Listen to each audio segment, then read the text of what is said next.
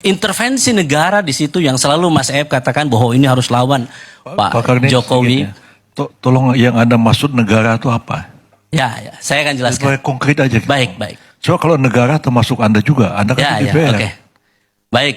Jadi saya harus katakan bahwa ini ada intervensi dari kepala negara, kepala pemerintahan kita. Bagaimana politisasi hukum ketika kita melawan kepala negara, kepala pemerintahan, maka tidak hanya itu saja. Maka saya katakan, coba kita lihat bagaimana suara itu didapatkan, kita entah siapa yang menang, tetapi kita melihat bansos yang sangat luar biasa menjelang pemilu. Saya akan jawab. Ada yang mengatakan bahwa ini adalah El Nino. Lebih panjang, lebih panas kondisinya ketika 2015 lalu. El Nino itu. Tapi saya harus katakan Bang Maman bahwa bansosnya tidak sebesar saat ini. Itu survei LSI. Tanggal 19 sampai 21 Februari. 69% penerima bansos mencoblos Prabowo Gibran. Nyaris 70%. Bang Maman, saya harus katakan. Kantong biru bansos Jakarta itu warnanya biru. Sama dengan kaosnya Prabowo Gibran. Warnanya biru juga.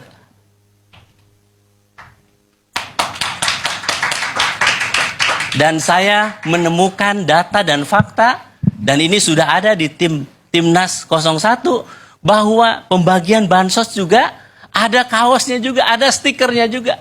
Dan yang membagikan adalah aparat. Saya sebetulnya agak kaget yang disampaikan oleh Bang Deddy. Loh, kita nggak pernah ngobrol sebelumnya, tapi apa yang disampaikan oleh Bang Deddy, kok ada kesamaan dengan di dapil saya? Di Jabar 7. Pengarahan aparat, kemudian mobilisasi, dan penggunaan dana bansos untuk kepentingan salah satu calon. Jadi saya katakan ini wajar kalau surveinya bisa seperti ini. Bukan karena tiba-tiba orang memilih, oh ini karena mungkin program bansosnya menggelontor, kemudian kami menentang bansos, kemudian yang menerima bansos simpati dengan 02. Enggak, karena memang ada by design. Yang kita lihat, yang kita duga yang itu dilakukan.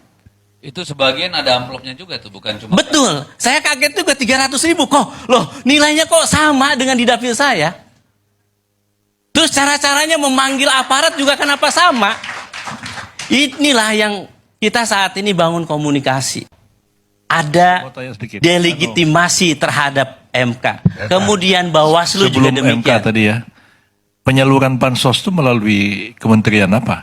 Nah ini yang jadi persoalan. Saya harus katakan, Mensos Risma tak dilibatkan dalam pembahasan bansos.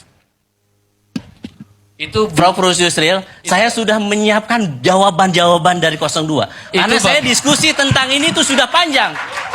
Di berbagai TV.